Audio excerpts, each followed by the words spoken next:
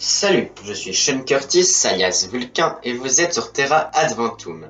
Roald Amundsen, dont je vous invite à voir la vidéo, est le premier à avoir atteint le pôle Sud, seulement un mois avant Robert Falcon Scott. Autrement dit, c'était la course au pôle Sud. Alors, Générique! mais attends que je termine mes phrases avant de dire générique. C'est une vidéo sur la course au pôle Sud, pas la peine de faire une longue introduction. Oui, d'accord, ok, d'accord, allez, vas-y, lance le générique. Eh oh. Eh oh, générique. Générique!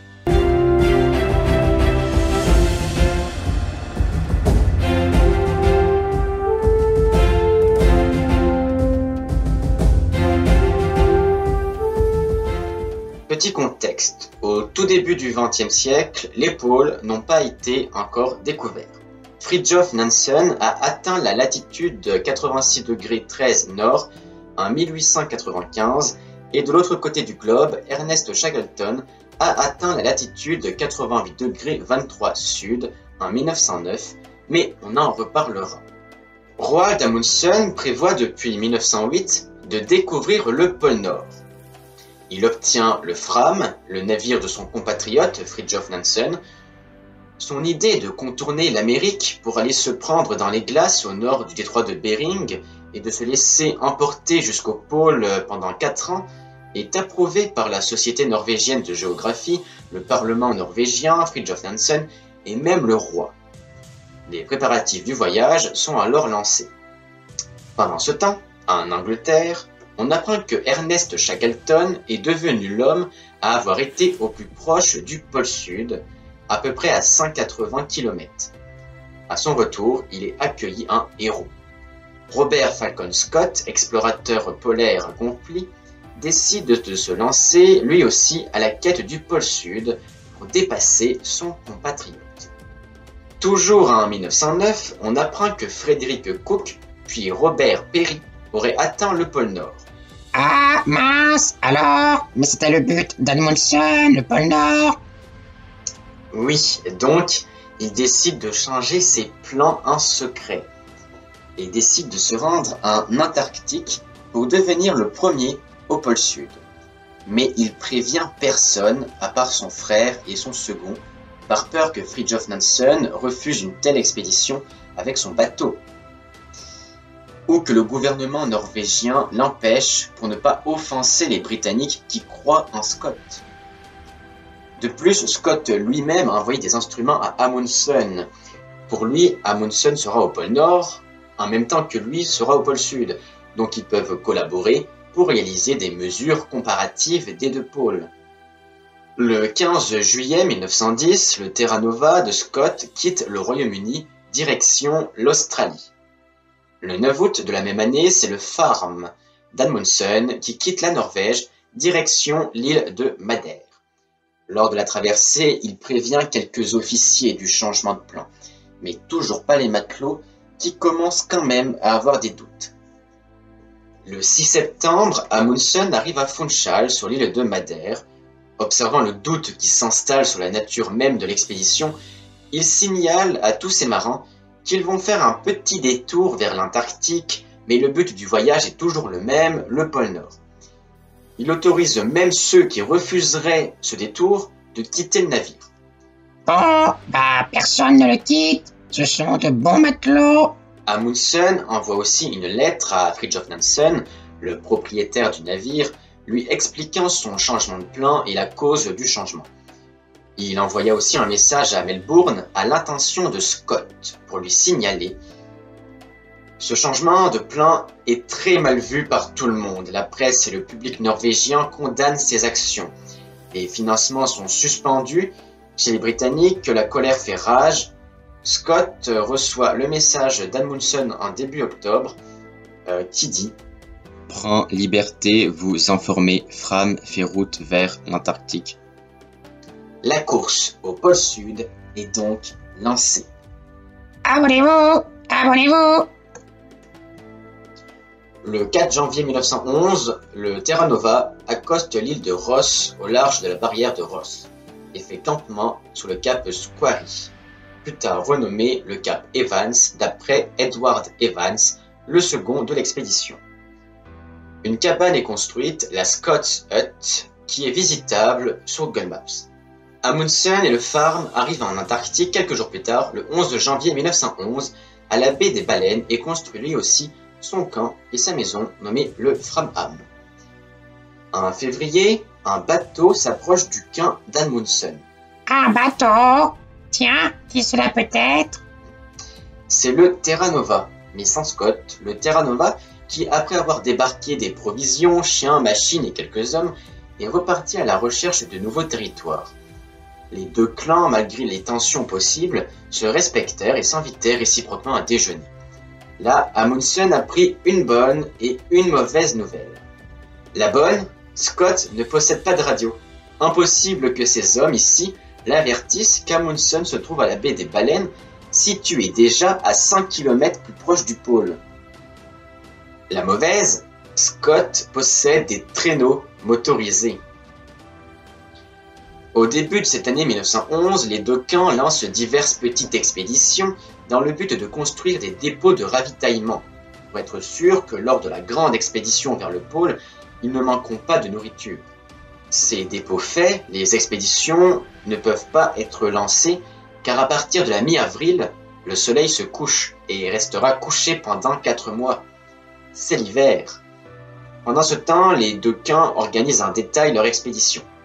Amundsen, terrorisé par les traîneaux à chenilles motorisés de Scott, décide de partir le 24 août, mais va vite changer d'avis au vu des températures, moins 58 degrés quand même. Le 8 septembre, cette fois, le départ est donné. Il effectue à peu près 28 km par jour, mais dès le 12 septembre, soit 4 jours plus tard, le froid est trop intense pour continuer. Ils doivent faire demi-tour et retourner au camp. Amundsen met en danger lui et ses hommes dans sa seule obsession de battre les Britanniques.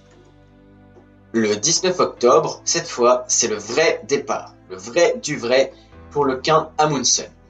Il est accompagné de Elmer Hansen, Sverre Hassel, Oskar Wisting et Olaf Bjalland.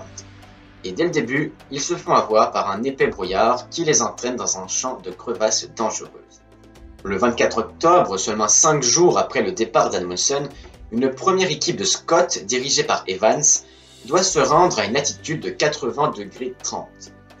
Avec les engins motorisés, ils doivent atteindre les autres. Amundsen arrive au 82e parallèle le 5 novembre, malgré les difficultés, alors que l'équipe de Scott n'a quitté le camp que le 1er novembre et rejoint Evans seulement le 21 novembre. Et en plus, ils n'ont plus de traîneaux motorisés car ils sont en panne.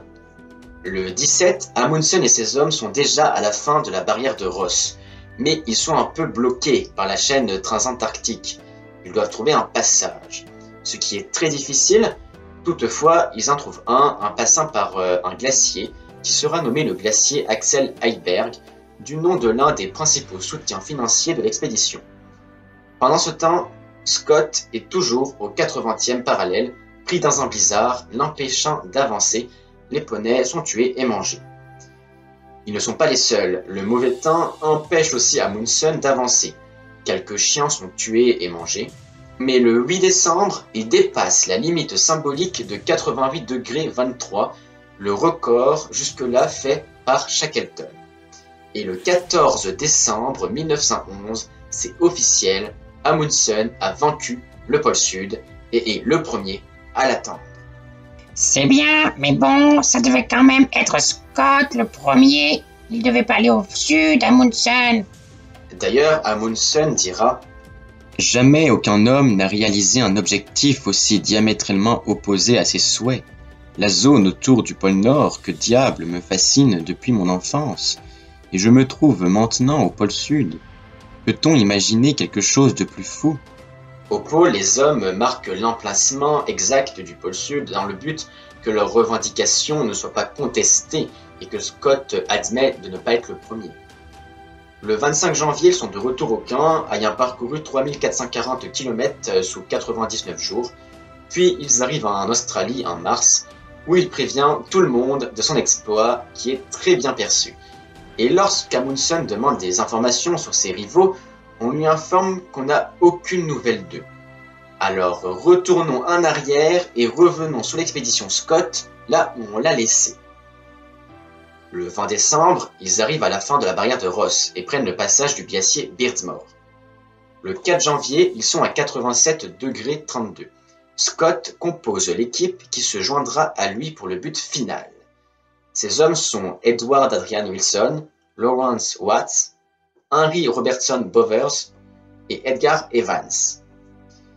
Edward Evans, le second, et les autres doivent faire demi-tour. Le 9 janvier, le record de Shackleton est dépassé. Et le 17 janvier, enfin, ils sont au pôle Sud. Mais grosse déception, car ils apprennent qu'ils ne sont pas les premiers, ils ne sont que les deuxièmes. Les Norvégiens les ont devancés. Désespérés, ils font demi-tour. Le retour est difficile. Tout le monde souffre de malnutrition et du scorbut. Edgar Evans est celui qui souffre le plus. Il meurt le 17 février.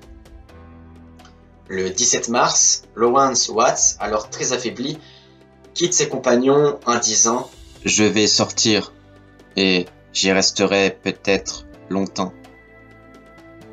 Il se sacrifie pour les autres, sachant qu'ils ne l'abandonneront pas vivant. Les 3 hommes restants, affaiblis, meurent sans doute aux alentours du 30 mars. Leurs corps sont retrouvés gelés en novembre par les hommes du camp qui s'interrogeaient sur le sort de l'équipe. Les dernières paroles de Scott dans son journal sont les suivantes.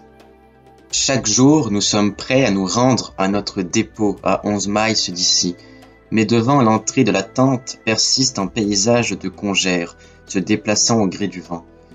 Je ne pense pas qu'on puisse espérer mieux maintenant.